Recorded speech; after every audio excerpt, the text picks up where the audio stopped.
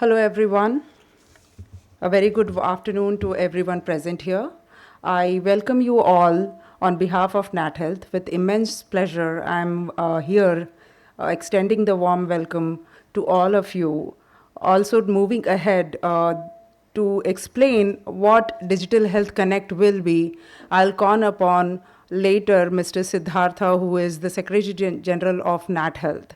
To start with, I will welcome Colonel Sanjeev Nair. He's the CEO of Technopark here. And I would invite him to stage to welcome all the speakers and the audience here. Thank you so much. Yeah, good afternoon, everyone. So firstly, hearty welcome to you all for this interesting session on Digital Health Connect, spearheaded by NatHealth in collaboration with ADL, and of course, Technopark is part of that. And I'm told that was a very fabulous session yesterday at InfoPark.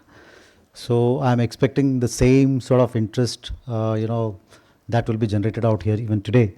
I can see people are still trickling down. So, as the session progresses, there would be a substantial strength to gain insights from today's session. So let me formally welcome the team from NatHealth, Mr. Siddhartha Bhattacharya, Secretary General NatHealth, Dr. Pushpa Prasad, Regional Lead South Chapter. Also, let me welcome the eminent speakers of the day, Dr. Sudarshan Bhamre, CEO Apollo Adlex Hospitals, Mr. Brajesh Kumar Singh, Director Philips Healthcare India, Mr. Barnik Maitra, Managing Partner ADL, Dr. Gaurav Sharma, Manager ADL Private Limited, and the industry representatives Mr. VK Vishu, VP Commercial Banking Team Axis Bank, and Dr. Saranya, Sub-Zonal Head Lab Operations Lal Path Labs.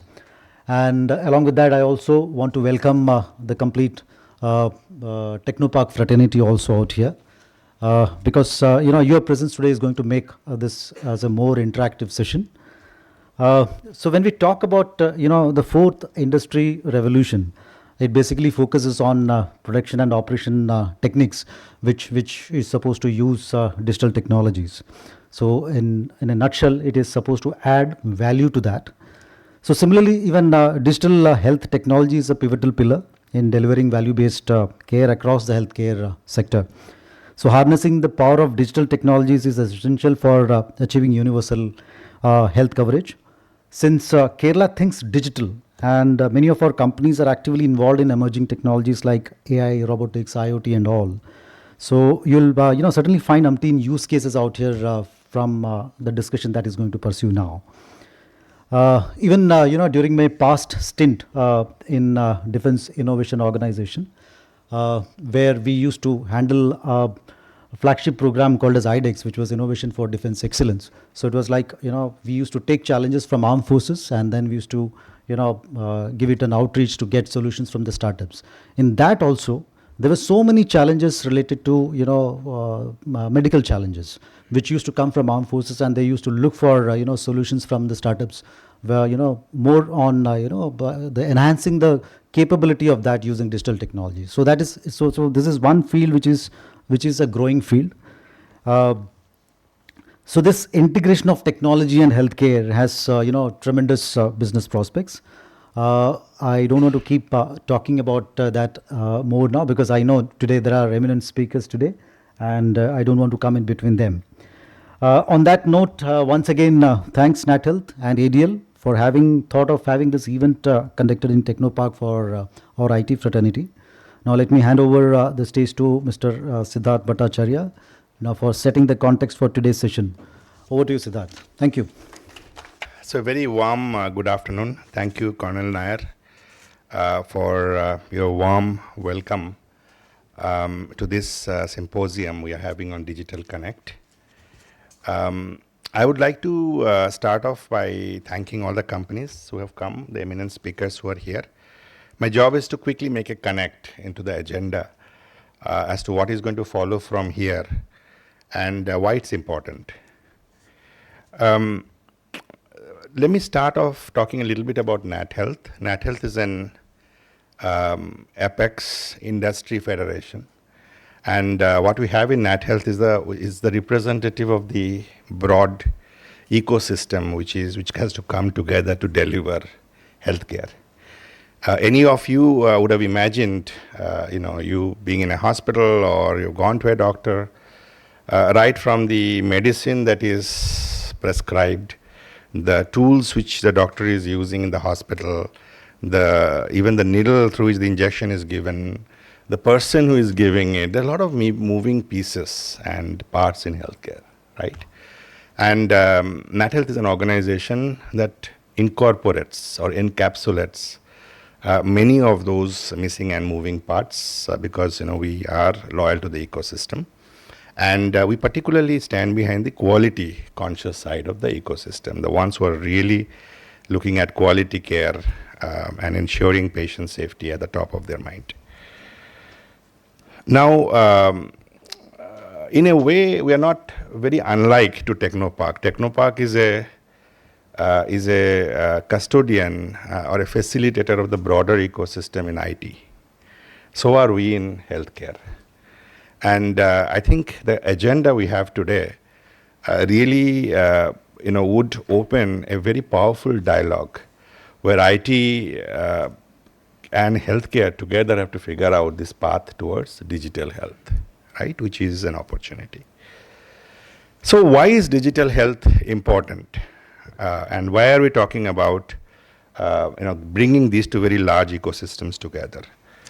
I know there's going to be a lot of detailed presentation. I don't want to steal the thunder of a lot of the eminent speakers who are there, but I will kind of touch upon a few data points. We know that we're the most populous country, about 1.4 billion people. The purchasing power or the purchasing power parity in India is fast growing.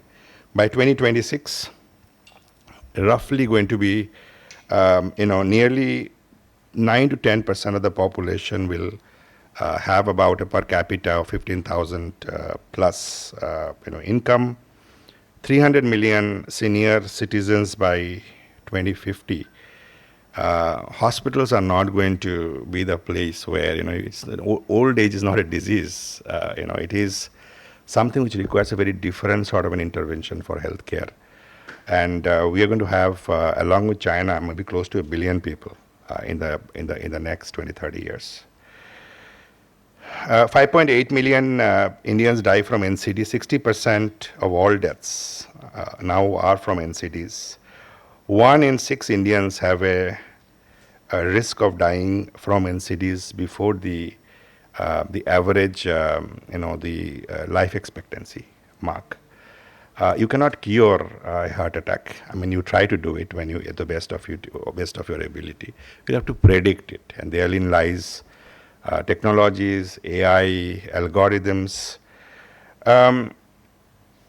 India is fast moving towards triple disease burden, which is non-communicable diseases, communicable diseases, on top of all the maternal, child, and other sort of disease burdens that exist. What you would have seen during pandemic, the reason the COVID pandemic really tested the entire healthcare system is it really meant that India had to deal with a communicable disease, very infectious disease, simultaneously with the other burdens, and it clogged the entire health system in a very short period of time. So there's a lot of thinking to be done. What in future? How do you make the system more resilient? For example, India has a stated policy of getting to an universal healthcare coverage in the next by the year. It was initially 2025. It has been pushed back by 5 years. I think there's a lot of efforts going on in making sure that health is ubiquitous and everyone has the best ability to access affordable, quality, and equitable healthcare. While that's the picture on one side of it, the other side of the picture is the demand and supply angle. If you look at it, it's only 1.3 hospital beds per 1,000 population, 0.65 physicians per 1,000 people, 1.3 nurses. Broadly, India needs quadruple of nurses than what it has right now, and 10 and 15 times more allied healthcare workers, apart from a very large shortfall of doctors. So all around there is a human resource gap. And what makes it also very difficult to handle is while you have at a macro level a lot of gap, but this gap is extremely inequitable and skewed. So some of the 4 or 5 southern states, for example, have far lesser of this gap than the rest of the country, which is in itself a risk and an opportunity if you think about it, right? So the skewness and the ability to distribute this equally is a big challenge. So what are going to be the key drivers towards digital, and why is this an important time to be talking about it? One, from a private sector perspective, nearly 70% of people seek today healthcare from private sector. And nearly 72% in rural areas, 79% in urban areas. Nearly 60 to 65% of that service delivery is out-of-pocket expenditure, right? It is not something which is cashless or you have to pay out of your pocket at the point of transaction, which drives a significant part of the population into impoverishments, difficulties, poverty. What is very unique about healthcare is also there's very difference in the quality of care that you are able to get depending upon whom you seek it from, where you seek it. Nearly 75% of Indian population lack even basic medical facilities. 16 lakh Indians died due to poor quality of care in 2016. And the aspirational middle class and the young population is really aspiring to get quality health care. And for the reasons which I mentioned earlier, it is going to be a major demand driver. And what was missing historically was some sort of an order around which, so everything what I have told you, increasing NCD burden. Oh, the other thing which I forgot to mention briefly is about 8,000 startups in healthcare, right? Over 2 billion valuations growing at nearly 40% year over year. Healthcare as a market itself is growing 22% year over year. It's going to be about a $100 billion to $150 billion market in the next, by 2030, if I'm right. And maybe a little earlier, but the date exactly, but it's that big of a market. So what was missing? What has been the big changes that have happened in the next 3-4 years? Just like you had the whole UPI stack that was built, the health stack has been thought about, and it was discussed, deliberated 3-4 years back, about 5 years back. And it is the set of registries, standards, the interoperability principles, the architecture or the backbone of what government will do around that has been published, deliberated, a proof of concept has been built. And right now, I think where we are headed on this is, one of the big challenges you'll hear a lot more about it is data, longitudinal data in healthcare. You are having tons and tons of data. They don't talk to each other. They are good in certain pockets. So you can't really derive intelligence, actionable insights out of it. So these sort of rules and the creation of the whole ABDM stack architecture offers a tremendous potential for healthcare. Some of the challenges, the supply side channel challenges, the quality link channel challenges, and even the affordability link challenges. There's not every single disease burden has to be treated in a tertiary hospital. And I'm sure someone from Apollo is going to talk about a plethora of different array of services leveraging digital that can be delivered depending upon the patient requirement. And that will significantly bring down the cost of delivery of healthcare and allow it to scale. So I will say only one thing. Right now, one good news about it is the COVID has really given us at least a 10 to 20 years sort of a leap in this digital health adoption. Nearly about 400 million people in India have started using digital health. 56% approximately online pharmacies, doctor consultations, fitness, wellness. Many of you wear smartwatches now, e-diagnostics, home healthcare, recovery management. Each of these has kind of taken a major push forward. And about 400 million people use one or more of these if not always, intermittently. This number, this has happened without any concerted industry push, minimal support from payers, insurance sector, as well as the set of organized rules and principles around which long-term tech solutions stacks are built.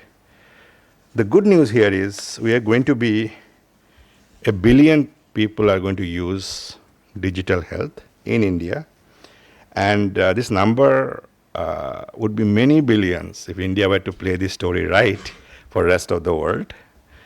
And typical used cases that are emerging fast, and the need for that is around the world, is digitally enabled chronic disease management, home healthcare, broad-based EMR, adoption, as well as update, keeping it live, with the data feeds coming in every day from your watches, from smart devices, preventive care through IoT, AI, tech-enabled capacity augmentation. You'll hear a lot about EICUs, virtual hospitals, other long-term opportunities, which are AR/VR-linked trainings, coordinated health, digital financing, loans, and other sorts of innovative approaches.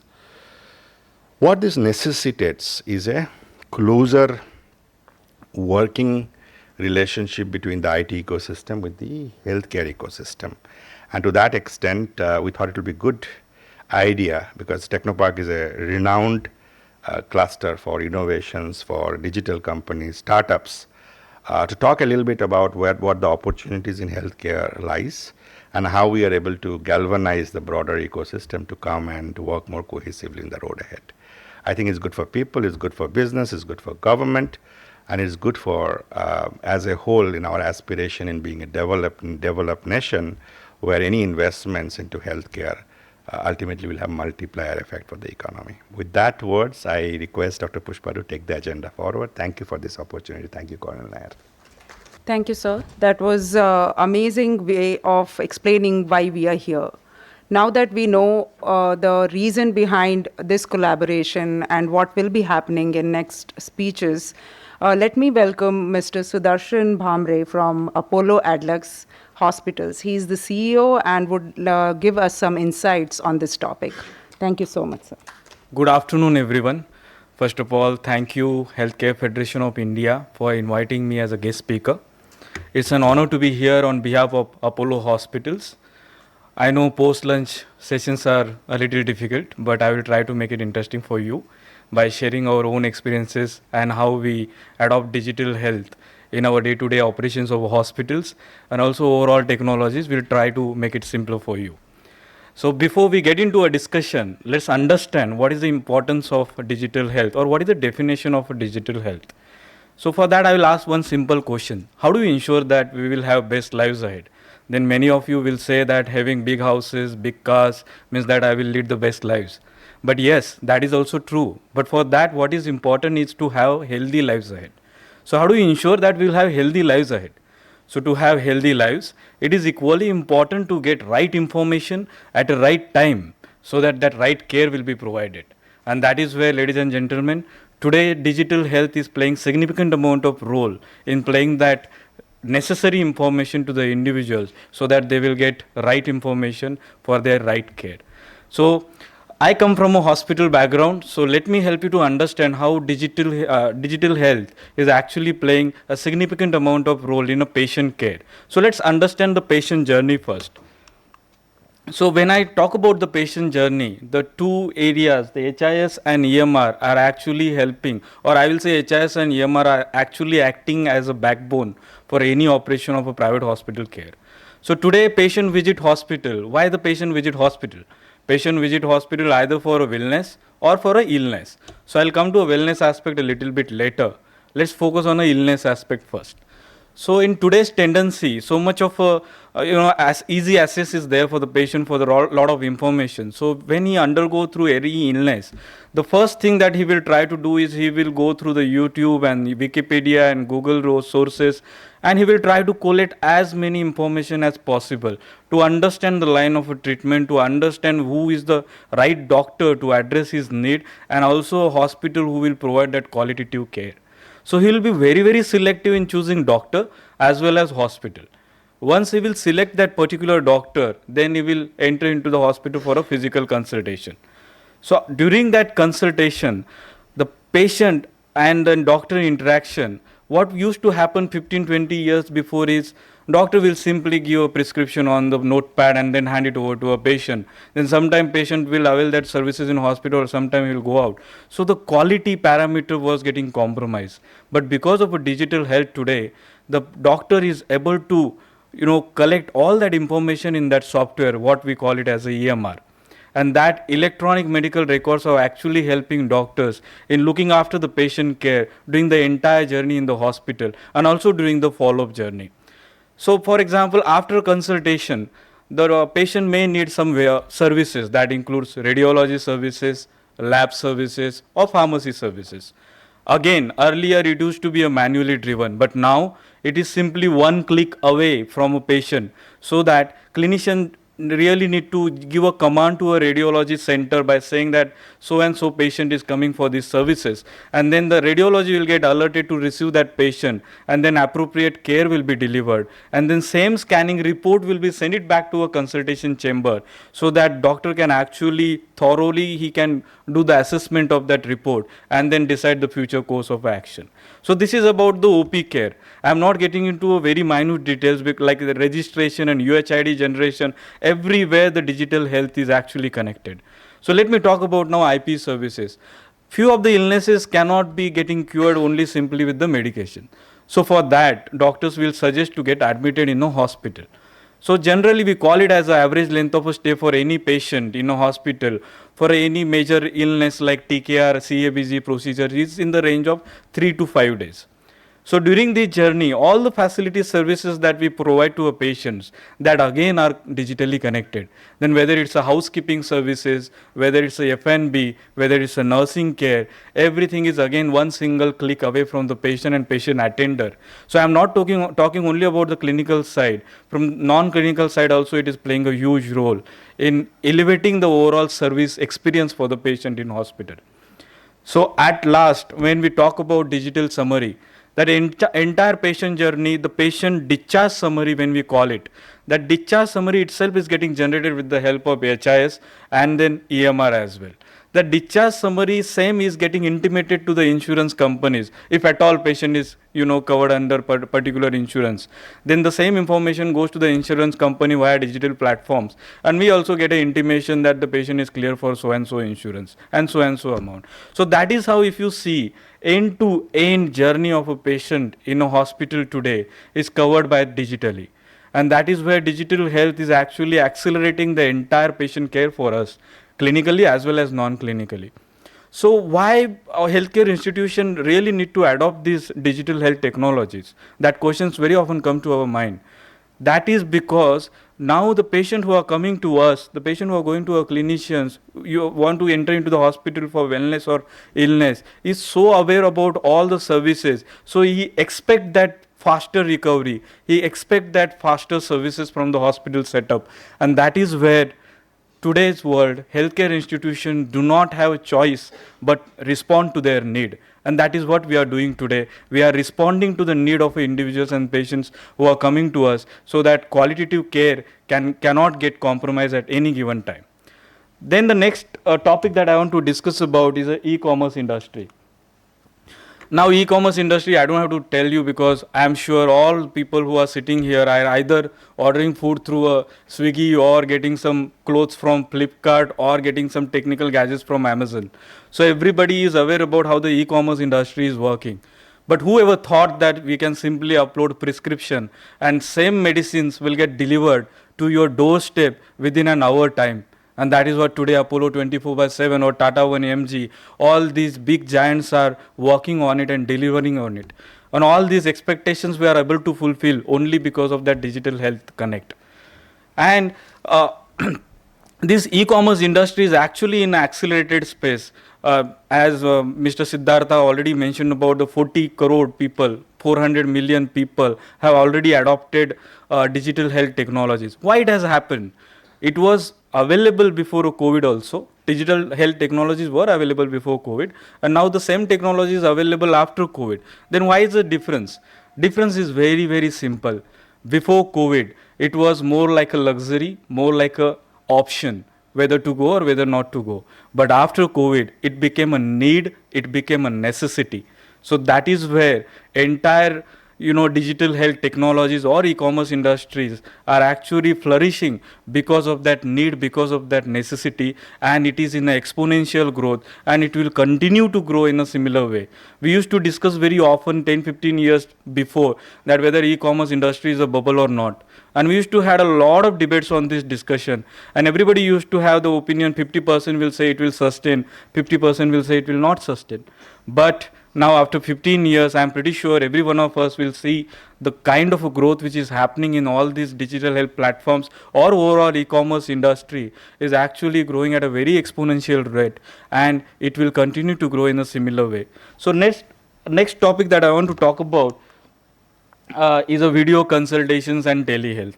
Actually, this is a revolutionary engagement which is happening in the hospital, because we used to have that trouble in engaging the patient from the local areas, from the remote areas. But now video consultations and telehealth are actually helping the healthcare providers in providing that qualitative care to a patient who are at a remotely located locations.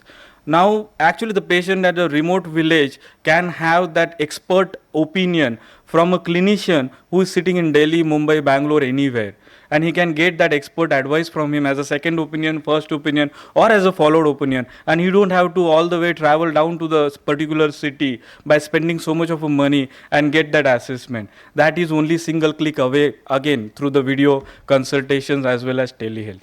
Now everybody talks about EICU. So EICU, when the any non-healthcare person, when he will think about EICU, he will think how is it possible to provide care of a ICU through internet. But now that is also possible.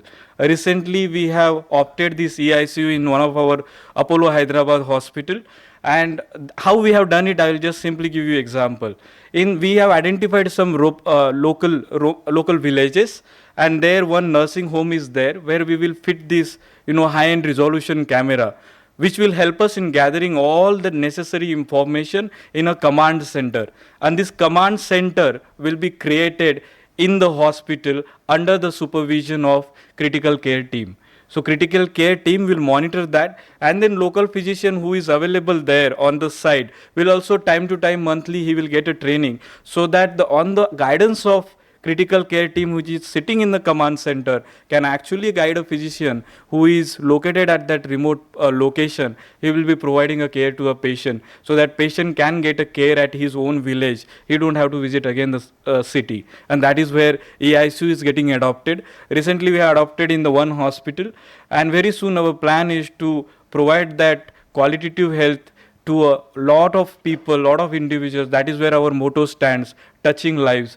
We want to touch as many lives as possible in Indian villages. That is our chairman thought is also, the best thing to do is, reach as many lives as possible, just touch as many lives as possible, and ensure when the patients you can take care, rest of the things will be automatically taken care. And that is the principle in the Apollo ecosystem that we follow.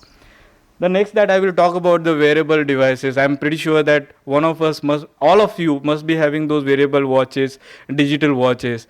But if you yourself, if you go through the experiences that you might have gone through already, before COVID, when you used to use these digital watches, that watches you must be using for some amount of fashion or luxury or something. But after COVID now, very often I have seen my friend circle also talking about saturation rate. So I used to wonder how come he got to know about saturation rate so easily now, because of that all the wearable devices which are available. They are equally interested in knowing what is their SpO2 and what is their heart rate, how the pulse is working. So that much of a health conscious is coming into a play, and it will evolve certainly after the COVID. So COVID actually helped entire digital health ecosystem, and all these digital health technologies, as Mr. Siddharth again rightly put it forward, got into an accelerated space only because of a COVID, and that COVID is actually increasing that adoption rate. Let me give you one statistics. In Bangalore, we did this study, video consultation or telehealth or any digital health technology adoption rate was in the range of 25 to 30%. But after COVID, when we did the similar sort of a research, now that adoption itself is in the range of 50 to 55%. So that shows the overall adoption rate has also increased significantly. So the next interesting topic is artificial intelligence. If we are having the summit on the digital health, how can we ignore about artificial intelligence? And I'm pretty sure that everybody is now watching the news also. Yesterday I was watching news on Aaj Tak, and then there was a AI anchor. And that was a little shocker for me. Then how can the healthcare industry can leave behind?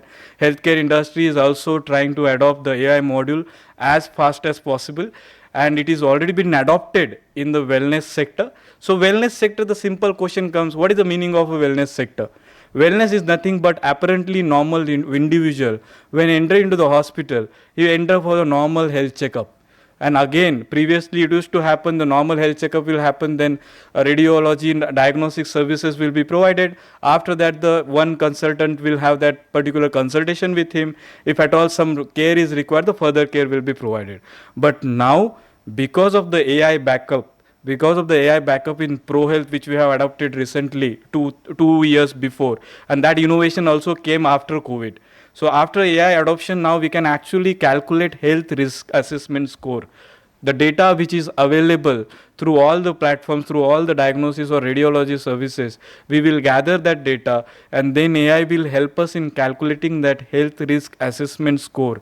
And then same will be handed over to a clinician to take a firm judgment on the patient care, so that patient will get the accurate care and precision care, so that his recovery will be even at a faster rate. Now in today's world, data is actually screaming. Many of the business leaders or even the normal individuals who are working in many sectors, all the decisions are happening as a data driven decisions. So data cannot get ignored. And yes, implementation is an easy part for the data, but integrating the data for the various digital health technologies which are available today, it's a little tricky job. But I'm sure now the expertise which is coming in and the innovations which are happening in day-to-day life, I'm pretty sure in coming years, this data will help us in even gathering a lot of information for the patient care. Then wellness is not the only aspect where the artificial intelligence is available today.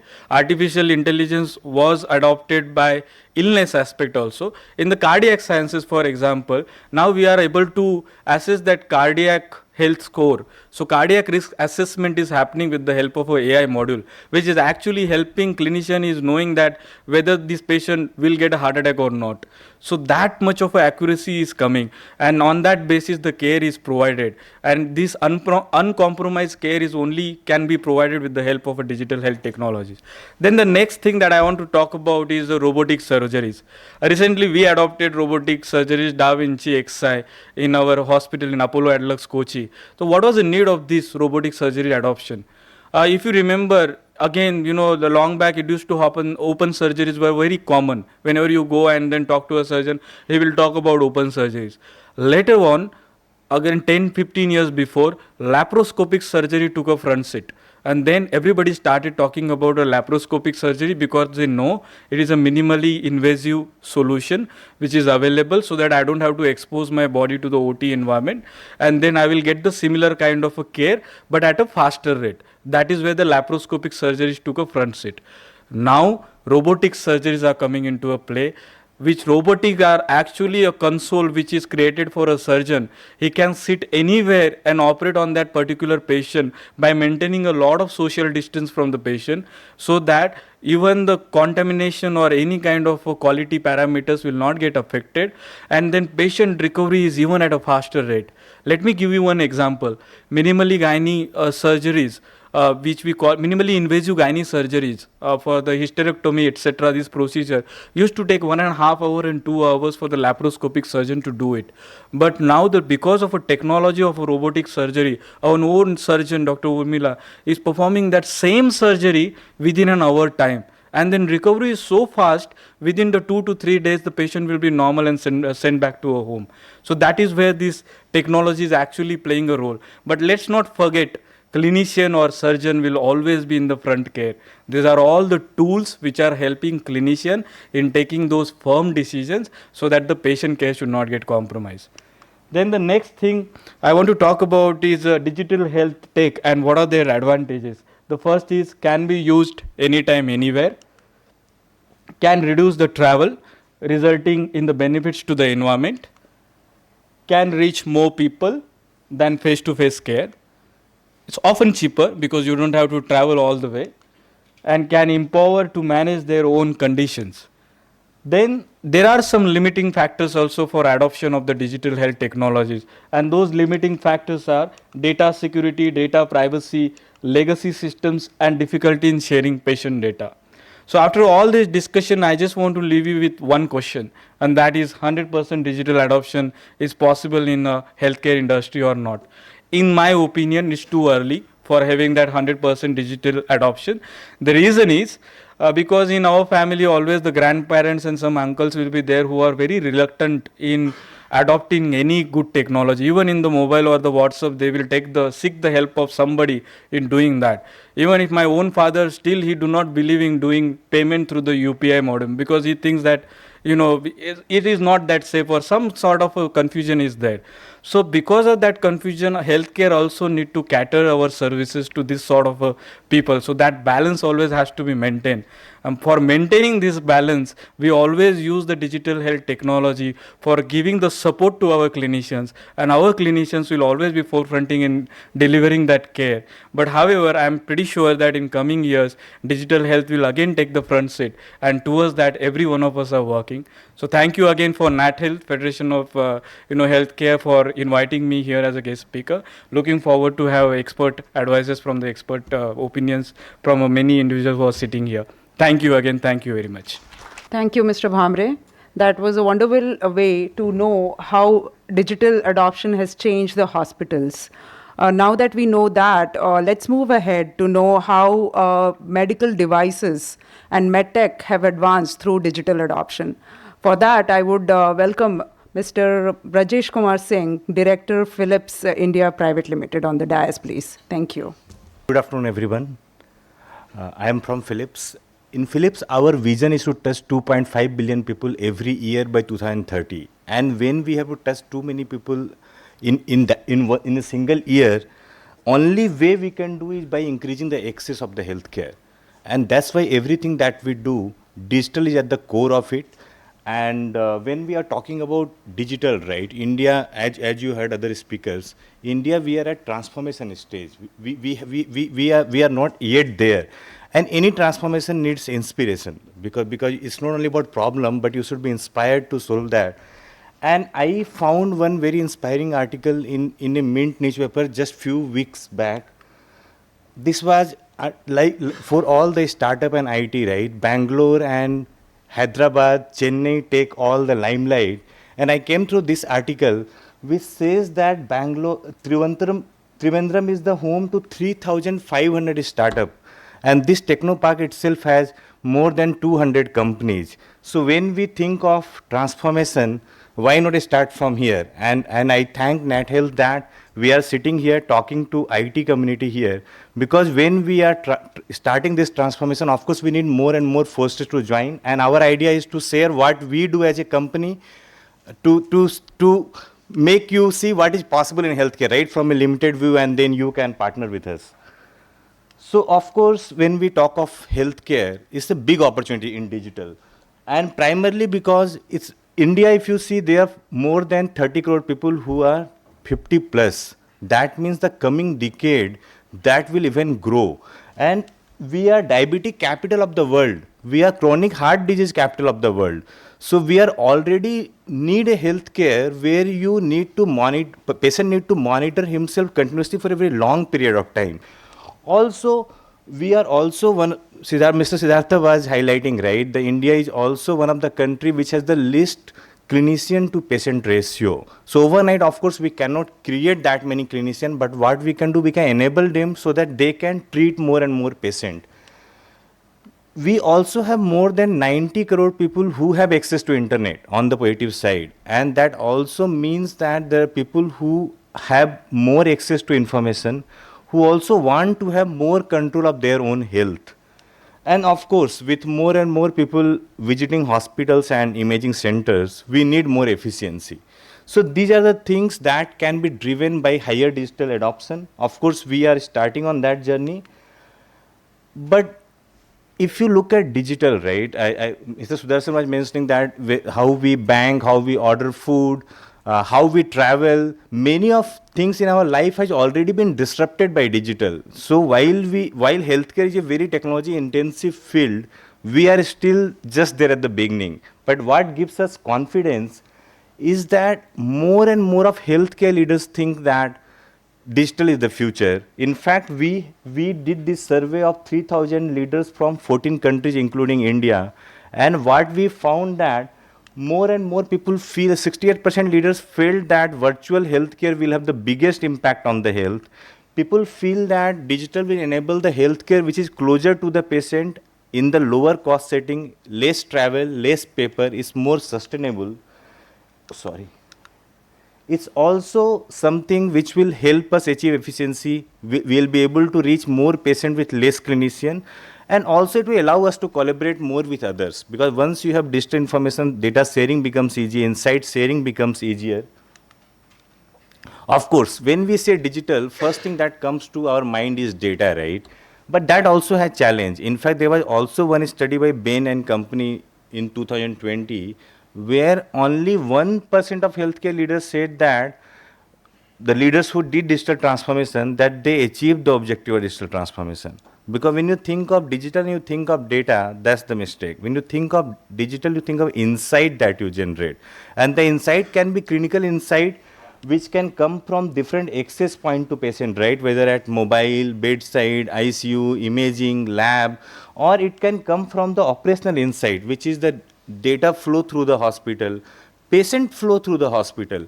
So when we say digital, is not what we do in the technology, but what you do with the people, how we enable them with more information, how we allow them to collaborate better, how you give them an experience that digital becomes part of their routine. They should not think that they have to do something extra, but that becomes integrated in the routine.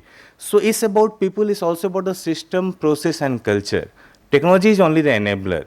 The more and more we think what is the problem we are solving, how it will help, and how it becomes part of the routine, transformation will become easier. So of course, if we put in 3 simple words, it's personalized healthcare. Healthcare that we want to offer should be unique to what that patient need. It should be able to access anywhere, anytime, based on the 360-degree holistic view of the patient data. If we are able to do that, that's the future. Will we reach there tomorrow? No. But we can make baby steps which will help us reach there. So as I said, that access to patients should not matter. Whether patient is at home, whether he is in the lab, imaging center, clinic, nursing home, a regional hospital, wherever the patient is, if the data is available with the clear insight, the caregiver will be able to give the right care.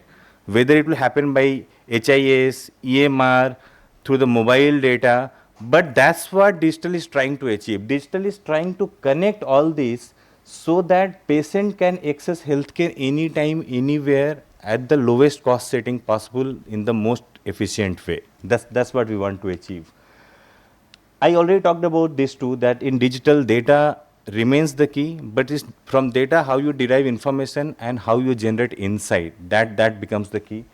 And that will happen only when you work on the people, you enhance the experience to make digital part of the routine. But the bigger part comes here, right? When you have that much data, you also have to build regulation, you have to build trust in the society that data is secure. The data privacy issue, data security issue has to be tackled, and that will enable partnership. Because finally, no one company can solve the digital thing. But company will collaborate only when they know that data will not be breached, the privacy will not be breached. So here the government and the bodies like NATHEALTH will help to form that policy that how data security, data privacy will be maintained, and that will enable the collaboration and the new business model. If I come to the solution at a very high level, the Philips digital solution that we offer, you see here, we have the workstation, right, which enables the clinician to post-process the image. What we are doing it to drive more and more digital is to make it multi-vendor, multi-modality. So yeah, our workstation, you can also work with a GE, Siemens, Toshiba system also. It should not work only for Philips, because then hospital need to keep on buying the workstation, and if they don't talk to each other. So that's something we are doing. We are adding AI and ML to our workstation. You can access the workstation not only from hospital, but from outside the hospital also. We are also trying to enhance the staff, not only staff experience, but patient experience. Even coming to an extent of, we have something called ambience. When you are going for MRI and CT image, you can also set the light of the room. When you are going for a scan, 30-minute scan, you can select the video that you want to watch. Rather than feeling you are going inside a tunnel in a very claustrophobic way, you will watch some video. Machine will keep talking to you when you have to hold the breath, when table will move. So make it part of a routine where it is helping patient not only in terms of reducing anxiety, but also in improving his compliance and comfort. Also in connected care, we are providing seamless data from ambulance to emergency to ICU, so that data is not lost while the patient is moving from one setting to other. We are also working on AI development, but it's not only about our own work. We are also working with different AI companies. We are allowing them to put their AI application in our workstation, so that the customer doesn't have to buy different workstation from each vendor. Is it happening for all the vendors? It's not there. I am saying that we are making those steps. Of course, we have to take. Then we are also trying to digitize pathology. If you see, when we do any pathology test like histopathology, whatever biopsy tissue is taken, now also histopathologists sees through the microscope. They don't see on the computer. What we are trying to do, move from microscope to a workstation, to a monitor. We are also trying to bring healthcare to home. We are not there in home monitoring in India, but we are launching something called a halter, like a patch solution, where even if the patient is discharged from hospital to home, the cardiac thing can be monitored. Of course, we have a home monitoring solution also, but it's not there in India as of now. And then we have tele-ICU, which we saw in the last presentation also. Going into a little bit more detail, we have one ICU solution which converts ICU to digital. So when a patient is in ICU, there are different devices which is connected to patient. It's a monitor, ventilator, infusion pump. So what this application does, that it will take data from all these devices from HIS, will present in a meaningful way, and then it will analyze the data to provide clinical decision support. So that means the ICU becomes paperless. Everything, whatever nurse has to enter, notes and all, will be in this system, medication, the device input. And this we implemented in institutes like Reliance and Wokhard almost 10 years back. For 10 years, they have digital ICU. In Kerala, we have with DM Aster.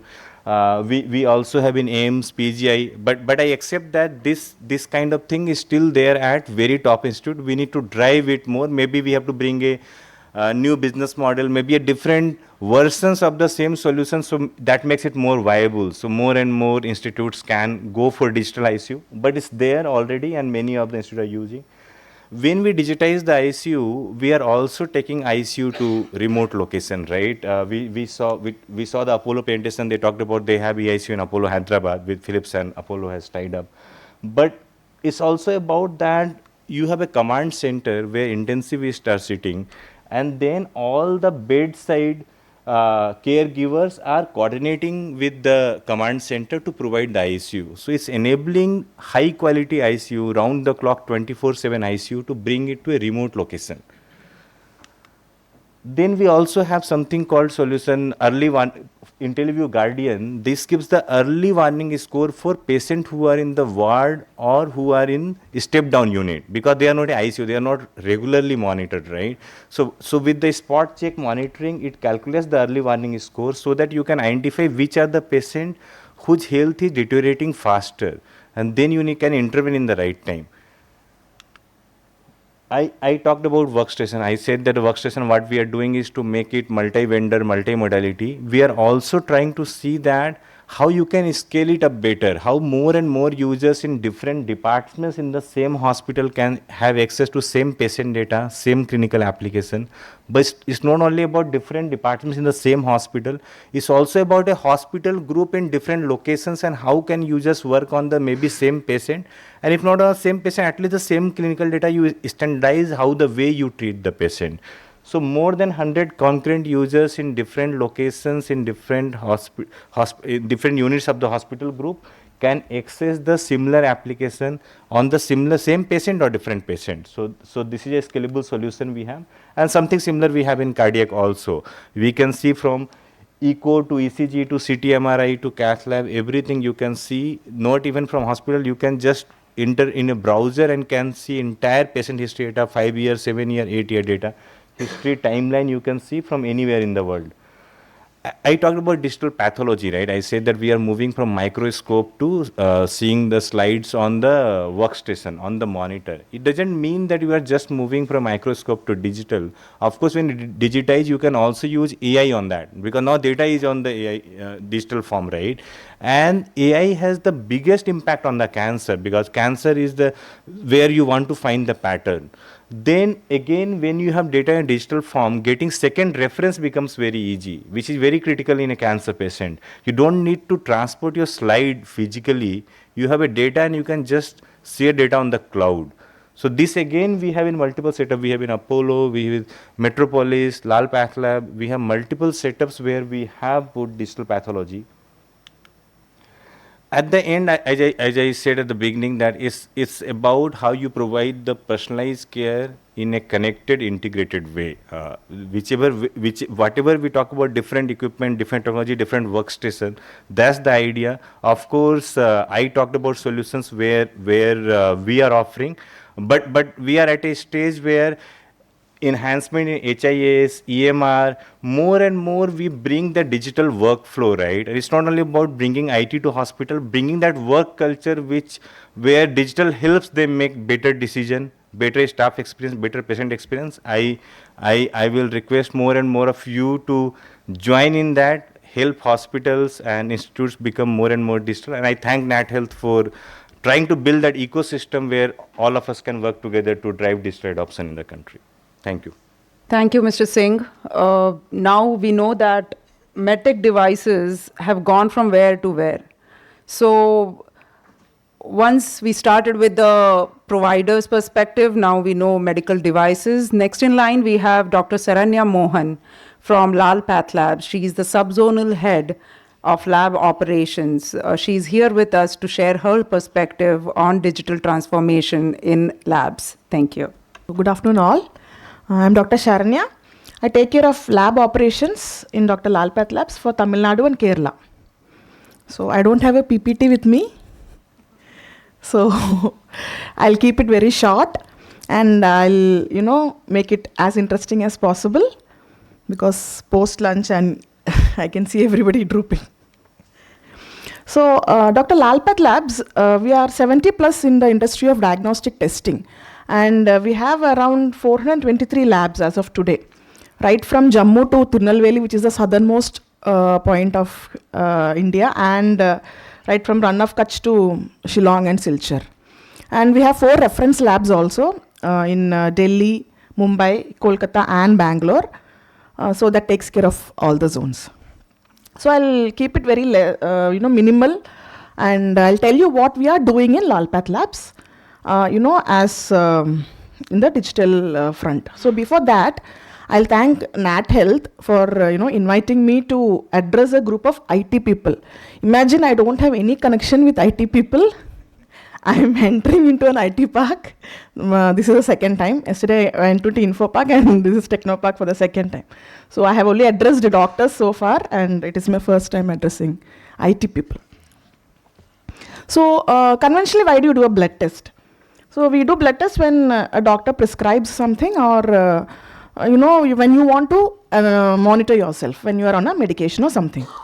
So initially what used to happen is the patient has to go to a collection center or a walk-in lab, and then he has to stand in the queue and get himself registered, do a phlebotomy. Phlebotomy means sample collection, and then he has to wait for his reports. So that entire process has been digitized now. So he need not visit anywhere. He can be in the comforts of his home, and there are patient mobile apps of Lal Path where he can select his own packages. He can select the slot, and based on that, the phlebotomist is someone who draws the blood, will come home and draws the blood. So even the Flebo app is integrated with the patient app, so that it is just like your Ola, Uber and all. Whoever is the nearest phlebotomist, he will be assigned and he will come. Your Ola and Uber driver may cancel the trip, but phlebotomist will definitely come once you book a slot. And then after taking the sample, we using predictive modeling, we give him an ETR. ETR means estimated time of reports, like your ETA. And then the patient will know, like, where is the sample, is it under processing, when will I get a report. So because based on that, he can decide when to see the doctor. So if today his reports are received, tomorrow he can visit the doctor, like that. And then we also have chatbots. So chatbots will help him to resolve queries. I'll tell you, there are so many queries the patient will have once a sample has been collected, and so that is taken care of by chatbots. And not only that, it also helps in him giving more packages, other family packages. It will also give him graphical interpretations of his test reports. Suppose if he is a chronic user of the app, then what are his previous reports, what is his current report. This usually helps in the diabetic patients. It's just like your Amazon, when you buy something, and if you scroll down, it will be shown you can buy this also. So it is something like that only. Okay. So this is the patient's point of view. Next, if we see the business side, where what we have done in digitizing our business thing. So initially, the franchisee owners, or the B2B ones, they used to send us an test requisition form physically, and then we register the sample and all. But now there is ETRF. ETRF is electronic test requisition form, and he can himself register the sample. So what happens is, by the time the sample reaches the lab, it is already registered. So the sample has to just go for processing. So that has cut down a lot of time. And in our internal processes, we have EMRF. EMRF means electronic material requisition form. Like, labs, we need so many materials to run a lab.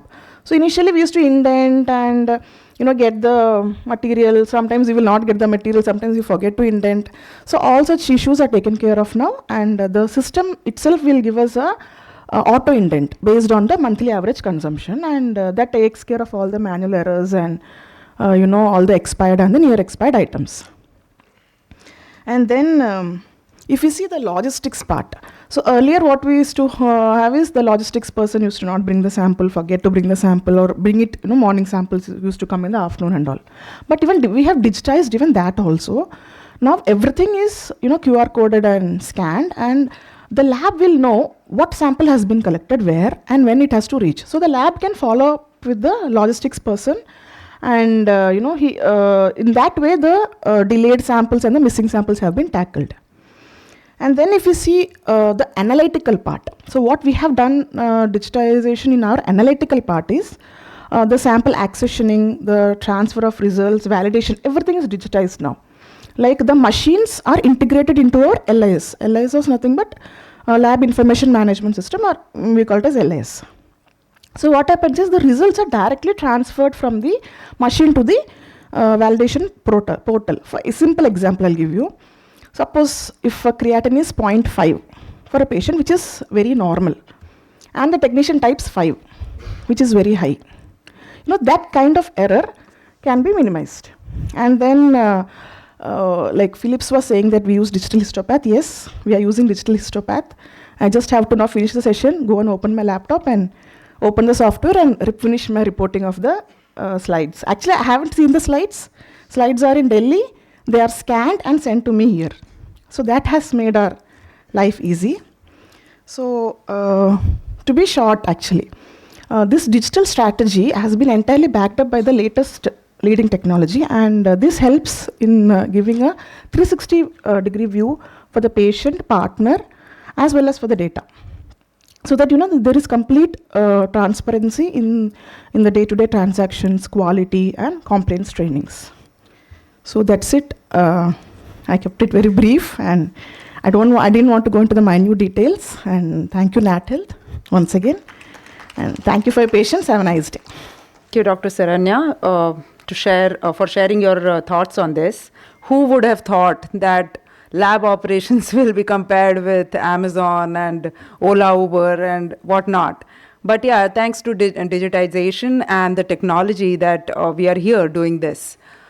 Moving ahead, we have Mr. Barnik Maitra, managing partner Arthur D. Little with us. Arthur D. Little is also one of the partners who have helped us organize this connect. I welcome Mr. Barnik to share his perspective and the presentation. Thank you. Good afternoon, everyone. So I will spend the next 10-12 minutes to talk a little bit about the digital health opportunity and what is in it for people in the room, right? What are some of the opportunities we can capture? We had a lot of speak from providers and I would say both lab providers, hospital and technology providers, but then what can people in this park, people who are focusing on innovation, people who are focusing on technology and IT services do? With that, I think I'll start with a little bit of I would say, I'll just click. Yeah.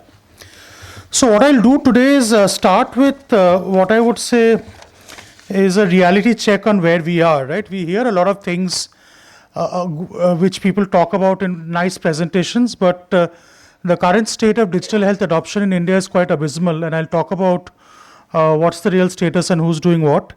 Talk about some of the barriers about why people have not adopted it, and the adoption of digital health in India, by the way, has been far greater on the consumer side than on the provider side. In fact, hospitals, the provider community, if you look at the full ecosystem, digital adoption there is pretty poor.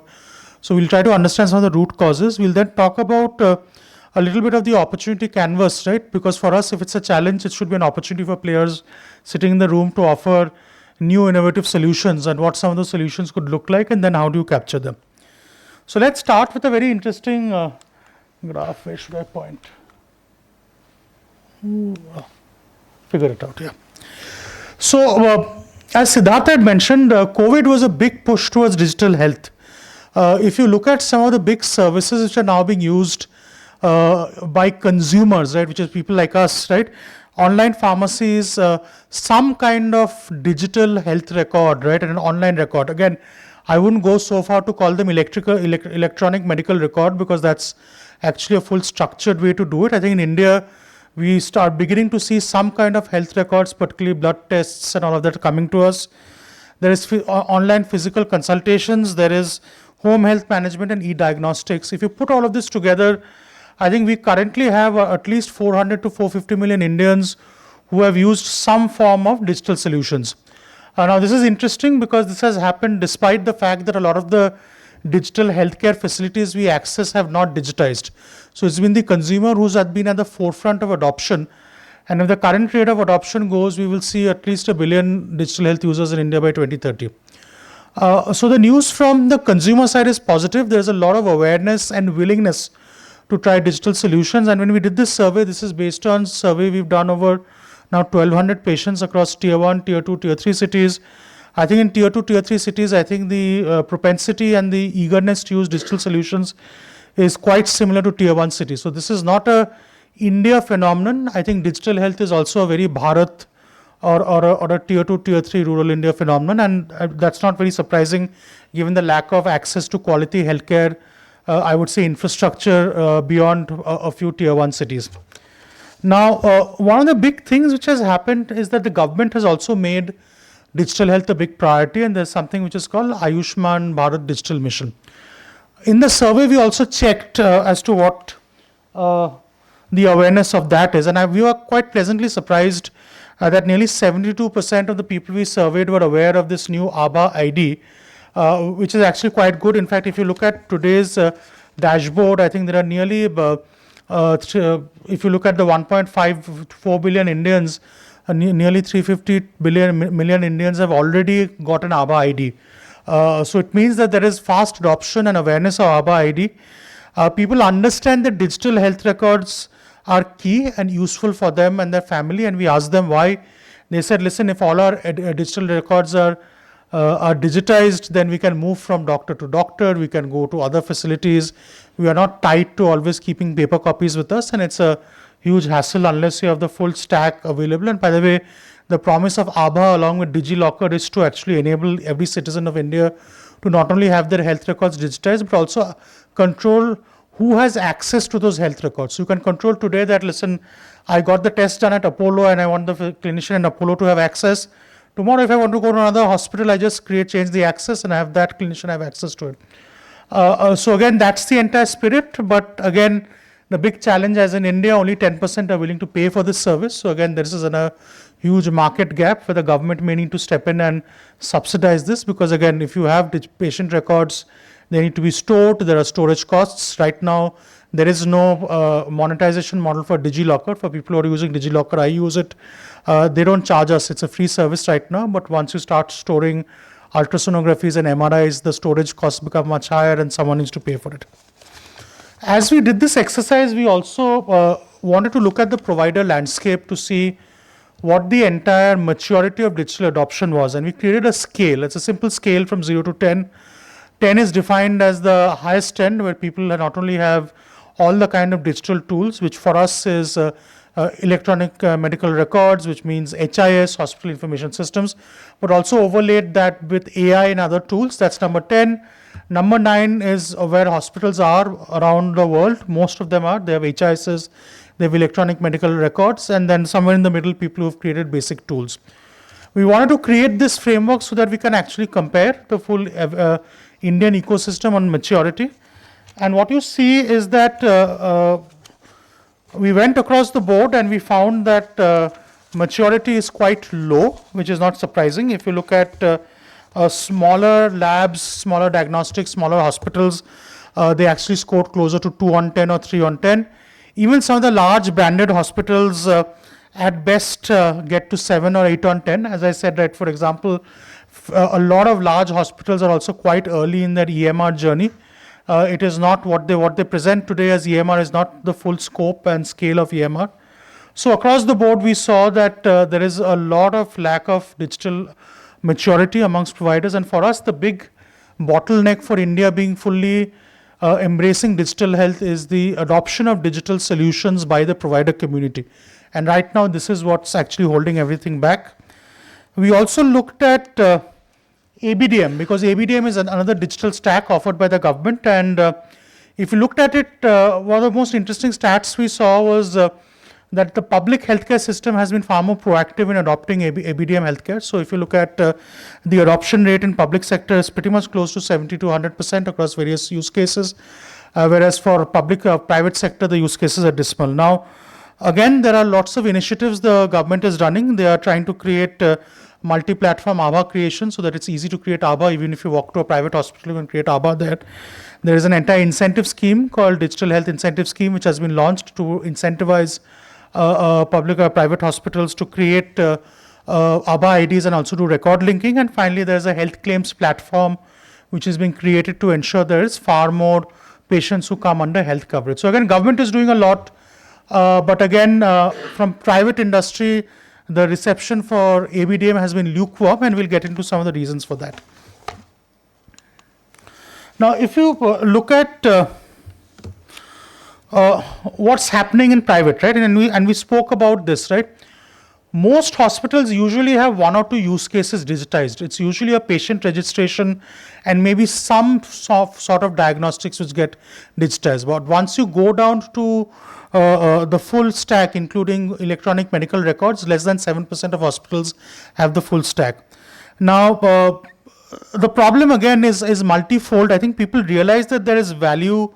People understand there's ABDM, but there is again a little bit of difference in what people view. If you look at the larger private hospitals, there is a little bit of resistance to ABDM for privacy and security concerns. I think there have been some notable breaches. There was an AIMS breach a year and a half back. So there is concern on cybersecurity, which is valid. If you look at smaller hospitals, there is also the concern that moving to a digital platform is expensive. And again, ABDM brings them under scrutiny, right?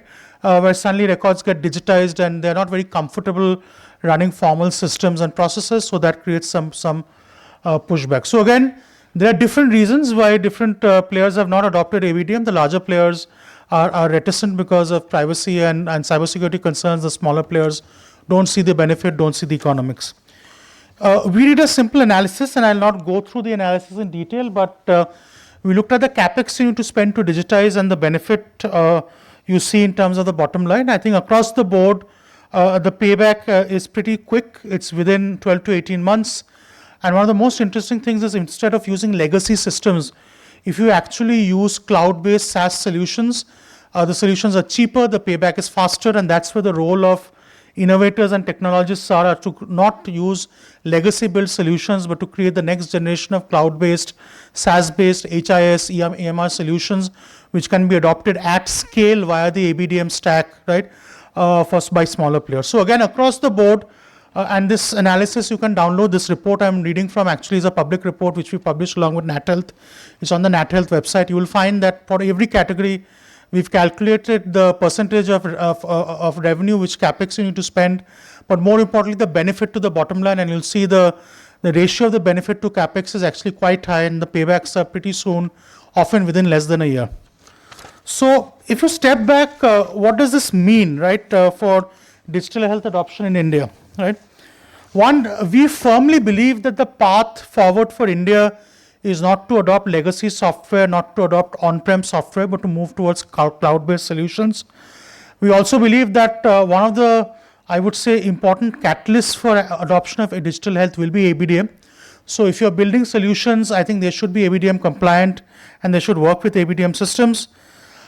We strongly believe, though it's been a demand by the provider community, that capital subsidy be provided by the government to subsidize this. This is not really needed. If you use the latest generation solutions, if you use cloud-based solutions, if you use SaaS, if you use ABDM, I think the paybacks are fast. And finally, the awareness amongst the provider community and the benefits is where the work needs to happen. So we have to train doctors, we have to train nurses, we have to train hospital administrators to teach them that the digital world is actually a more easier world for them to operate, is beneficial in terms of patient outcomes, but also beneficial in terms of bottom line. So what does it mean for people in the room? What should you look at if you look at the full opportunity?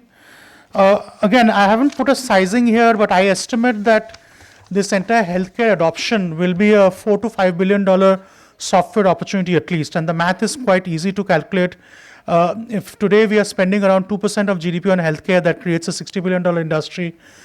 IT spend in an industry like this, as we go through a big digitization boom, would be easily 4 to 6%. If you do the math, this comes to a $3 to $5 billion opportunity. So it's a very straightforward math. It's simple to do. You don't need a fancy Excel sheet to do it, right? So it is a huge opportunity. So it's now about creating focus and what you need to do. We've identified 4 broad areas where you can focus. One, you have to standardize tech solutions which can work across platforms. Again, you have to think of how to make it work in a cloud environment and not in a traditional on-prem environment. You have to think of plug-and-play tools, right? One of the biggest problems in hospitals is there are a lot of solutions, and solutions don't talk to each other and they don't work with each other. So interoperable plug-and-play tools are helpful. Third thing, which will become more important, is the government is likely to start putting probably more carrots first and sticks later, but ABDM compliance will become important. So any tools you build should be ABDM compliant, and you should actually create software and tools to ensure that hospitals get on the ABDM journey very quickly, and that's a huge opportunity because there is a near market need for operators to create this. And finally, if you look at solutions for unorganized healthcare, this is the healthcare industry is very unique, that the provision of healthcare, the providers, 95% of it is actually the long tail. So solutions which can scale up, which are cheap to use, easy to use, and actually aggregate a lot of smaller providers will work far better than solutions which need a lot of installation time. So again, this is where SaaS-like use as a service, use as a product solutions can work. Even for medtech, by the way, device as a service is an interesting idea, right? I don't think a lot of small healthcare providers can afford expensive devices. So again, converting capital to OpEx kind of revenues, device as a service models will work. So these are 4 broad ideas, and then how do you do it? Again, we put some ideas across all of them. I think if you look at standardization, that you need to have partnerships with providers, go into their sandboxes and ensure that you can give standardized tools. If you look at plug-and-play solutions, demonstration of it, and driving people to actually use plug-and-play solutions will help. On ABDM, again, working with NHA is a very good idea. They have a sandbox where you can build new tools, and they are always welcoming new service providers. And finally, partnerships with startups and partnerships with people who can meet the unmet gap for unorganized healthcare will help. So that's the presentation. As I said, this actually comes of a big report we have, which interviewed nearly 50 service providers, but also around 1,000 patients. The report is available on the NATHEALTH website, and I urge you to go and read it. If there are any questions, we are all available here to answer your queries. Thanks again for the opportunity to come and present to you, and thank you, Siddharth, for inviting us. Only one player is remaining, and that is banks. And we would like to know how banks have adopted digitization and how they have changed themselves. For now, we have Mr. V.K. Vishnu. He is the Vice President, Commercial Banking Team, Axis Bank. I would invite him on the dais and would request him to share his thoughts. Good evening to all of you, and thank you very much for NatHealth for giving us an opportunity to share the banking insights and what we can do for the healthcare side in terms of integrations and in terms of financing the options also. So we'll just see some of the insights of our institution as of now. So this is how we can take a glance that in various positions that in terms of market share, profitability, and the balance sheets and the subsidiaries through which we are working on various projects.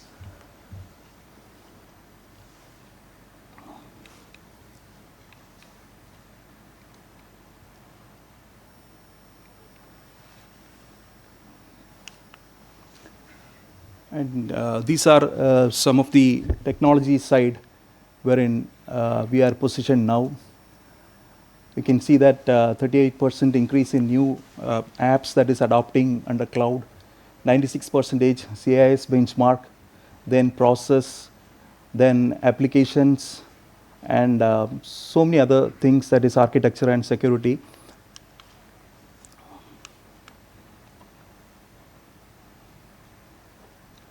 Again, some of the accolades you can see here.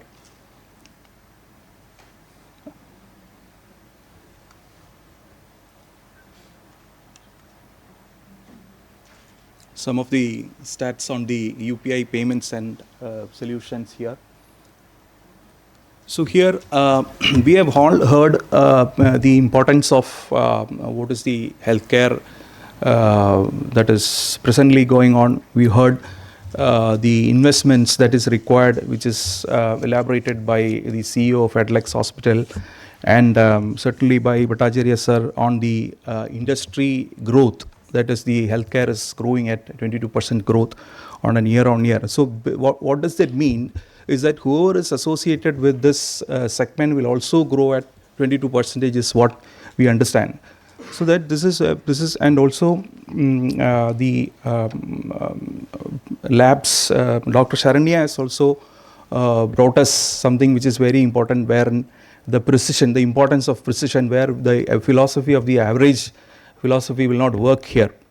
So here our job is to actually integrate the financial system of the patients with that of the hospitals or with the healthcare systems. So we are having very robust systems, and we are very, very strong in technology also, and we are masters in integrations, and we have integrated so many projects. And having understood that this healthcare systems are very, very important in the present age, we ourselves have devised a project which is named as a Center of Excellence, where healthcare is one of the very, very important things. And even we have devised products especially for this segment of clients. For example, if we take that, if the excess, generally in current accounts, they don't earn an interest on a daily basis or a quarterly basis, they don't earn an interest. So now what we have done is that we have scheduled a program wherein the excess liquidity, they can place it as a fixed deposit where they will earn a 7+ of interest rates. Because here we have seen what is a kind of investments that is seen. We heard that the CEO talking about the time that patients can enjoy when they pass through some of the CT programs. So for us, these are very, very challenging. At the same time, it is exciting also, because when we are getting numerous proposals from the healthcare side. So when we evaluate, we will also land up in some confusions like how does this work?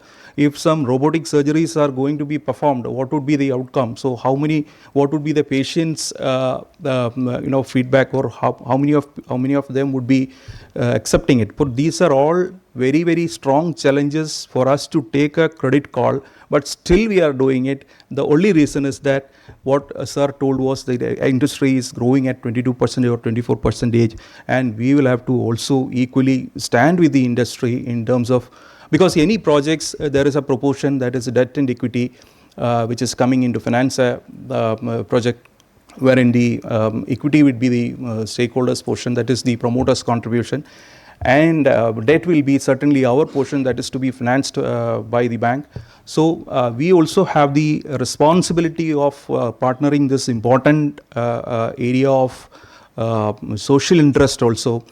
So that is the reason why we have come up with this project, and we are very strong in running this project also.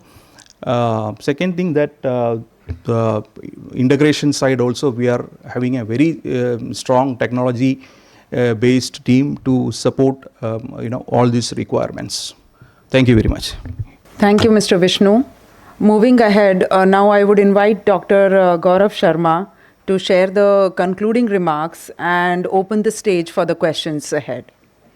Digital health adoption is something that we can't prevent. We would be going ahead with this at least in the next few years. And it is one pervasive theme which is across the entire healthcare ecosystem, be it the providers, the payers, the government, or even the startups, etc. And digital has the potential to solve the pertinent problems of India, primarily the accessibility to healthcare, affordability to the healthcare, and maybe lastly the quality healthcare. That's we have actually seen some of the solutions that have been shown here, some of the ways that the hospitals, the labs, etc. are working. They are truly world class. But now the challenge is to bring the truly wonderful solutions from the top of the pyramid to the down bottom. And maybe there the ABDM is one catalyst which can bring quality digital healthcare solutions to the large, fragmented and unorganized sector of India. In that regard, maybe as Barney currently pointed out, the need of the hour is to bring solutions such as cloud-based solutions, moving away from the on-prem solutions, bringing solutions to the ABDM stack, which cater to the unorganized sector, the fragmented sector, and the providers who are not strictly hospitals or labs as such, maybe the home healthcare players, the senior care players, or the multitude of other startups, etc. that are coming up. To this regard, it is maybe now important that the digital service providers now team up with sectoral experts, with organizations such as NATHEALTH, and bring the thought forward, bring the whole policy framework and the solution forward, so that it is easily adopted by not only the consumers, as we have seen earlier, but also by the multitude of providers that currently operate in healthcare sector. And the financial opportunity is huge, as pointed out by Barnick, and it will grow more and more in the coming few years. With that, I would now maybe open the stage for questions and answers. Please. We are a health tech firm. We are based out of US actually. So we are looking for a platform to start our space in India, and we typically, both of us came here looking for use cases. So I'm still waiting to hear that. So I have a lot of terms out there which is very familiar to us, like quality care, value-based care. So it's something that we are already providing in the US. But I want to hear of the actual problems that people are facing, providers or hospital systems, that you would want us to address, that would help us move forward, bring in a collaboration, and bring the solutions that we've already provided to, hundreds and thousands of providers in the US.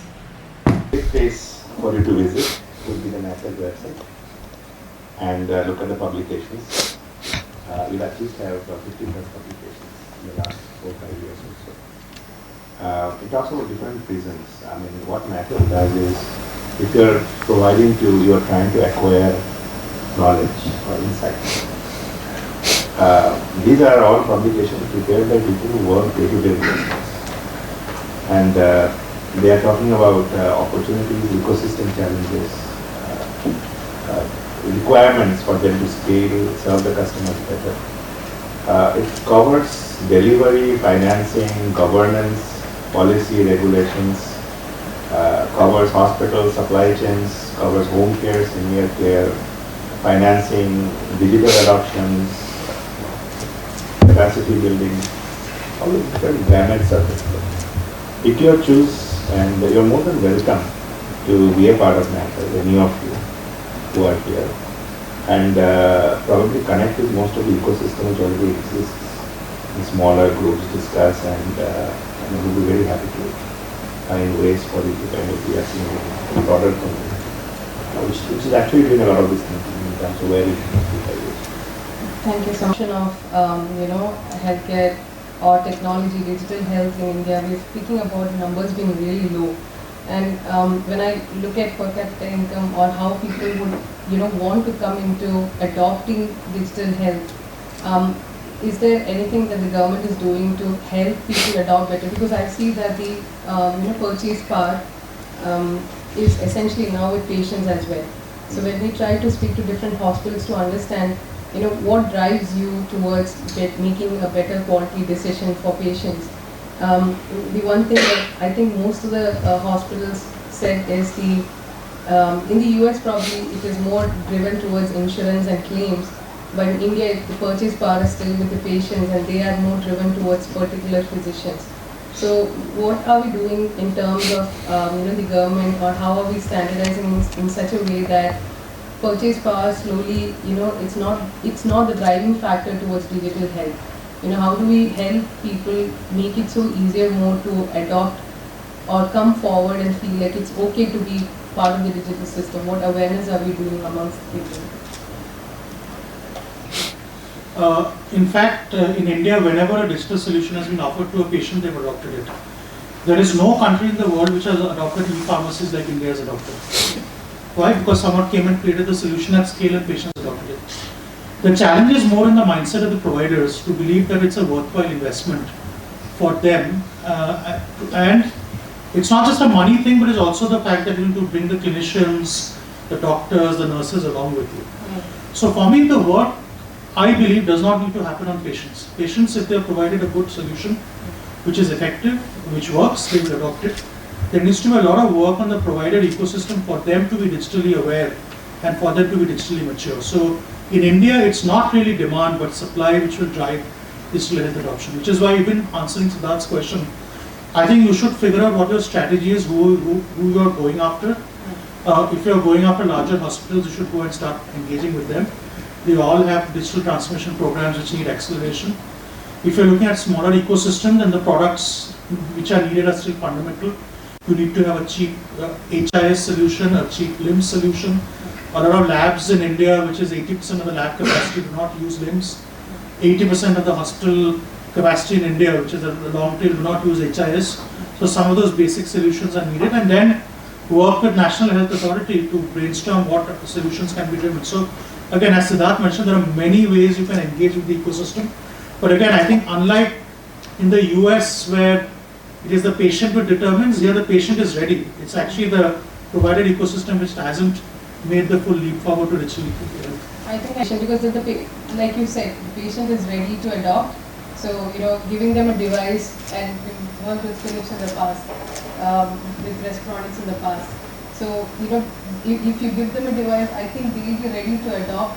The fear factor happens, is it okay for me to use it? And the other side, like you said, the providers being okay with using their digital information to move forward, because they're getting readily data. If you ask them to do it, compliance in terms of every day, patients might, but how easily providers adopt to that is something that is always a question.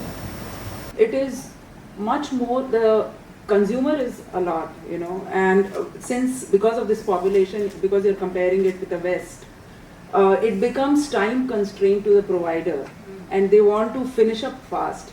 This takes time, and technology is not that well adopted in rural areas. So I guess that is also one point which holds it back. Yeah. I think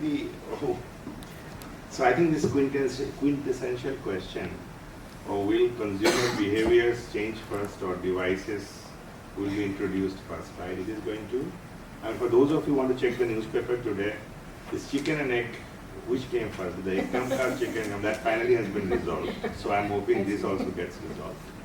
But till about a year back, who thought that we'll have a smartwatch and every day we'll go out at 8 o'clock and say we need to walk 600 or 6,000 more steps today. We have not done our quota, right?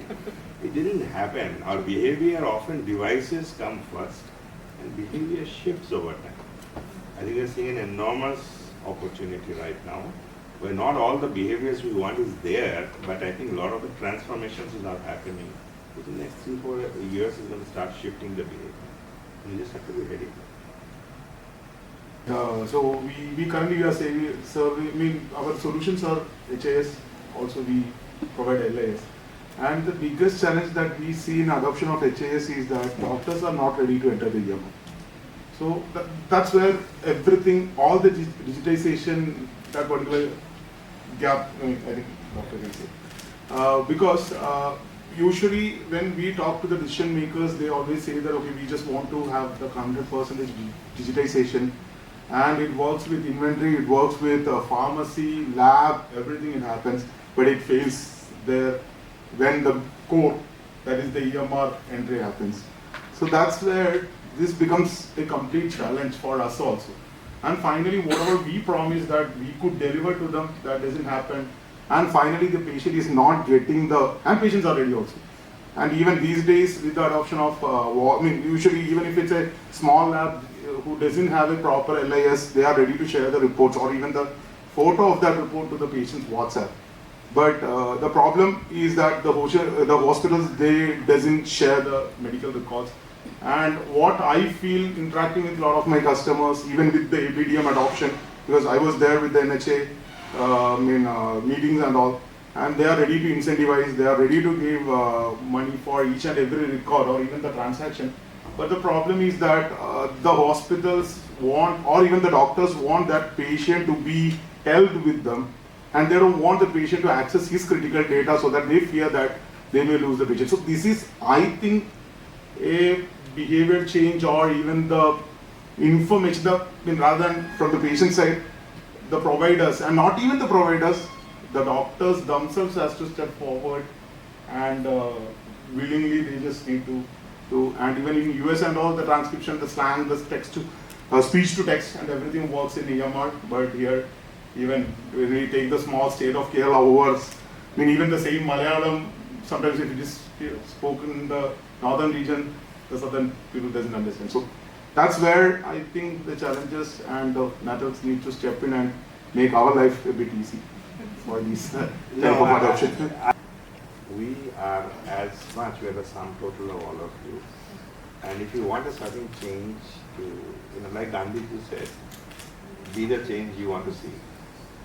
So if that's the change what you want, be a part of this group, be a part of this in whatever form, contribute and collaborate. And that's the way the agenda will move forward. In aircrafts, we want more people in cockpits, less on the passenger. Adopting digital health technologies, we understand the importance of it and how well it needs to be adopted for the elevating the overall patient care. But when it's come to especially a senior consultant, as I said, many grandparents or the seniors also reluctant in adopting this technology. It always helps when we find some junior working along with them. So from a hospital per se, what we have adopted and then consultant engagement policy also, it is a 3-tier process now. In all our Apollo hospitals, any department processor, let's talk about cardiac sciences, you will always find a 3-generation consultants working there. So that ultimately the consultants who are working with the senior consultant, there will be one junior consultant, one senior registrar, one associate consultant will also be there. So all these juniors will help the seniors basically from the technical aspect. And from the clinical aspect, the seniors guidance goes to the juniors. So that is working out well, and that is actually helping us in driving the digital adoption everywhere. So we had a lot of challenges. So this is how we, came up with the solution, and I think it will go well, and then eventually we will overcome these challenges. Thank you, Dr. Gaurav. This brings me to the vote of thanks part. So on behalf of NATHEALTH, I stand before you to today to express our heartfelt gratitude and extend a warm vote of thanks for joining us at this remarkable Digital Health Connect. First and foremost, I would like to express my deepest appreciation to our esteemed speakers who have shared their valuable insights and expertise with us throughout the conference. Thank you so much, Mr. Bhamre, Mr. Singh, Mr. Vishnu, Dr. Saranya, who just left for her flight, the whole ADL team, Siddhartha sir, and also I would like to extend a special thanks to our sponsors, Apollo Hospitals, Polymed Medical Devices, and Impact Guru Foundation, and partners ADL, Infopark, and Technopark, whose support has been instrumental in making this conference a resounding success. A heartfelt thank you goes to our organizing committee and all the dedicated staff. Special thanks to Mr. George for helping me from start to end, and the CEO who has been really a pillar from the starting until the end. He is not here, he has been occupied, but I would like to thank him. Mr. Colonel Sanjeev Nair. We also owe a debt of gratitude to the attendees of this conference. Your presence, active participation, and engaging discussions have contributed immensely to the vibrant atmosphere. Thank you so much. As we bring this conference to a close, let's carry the inspiration, ideas, and the newfound connections with us as we return to our respective domains. Once again, thank you everyone who has contributed to the success of this event. Thank you, and may you have a safe journey ahead.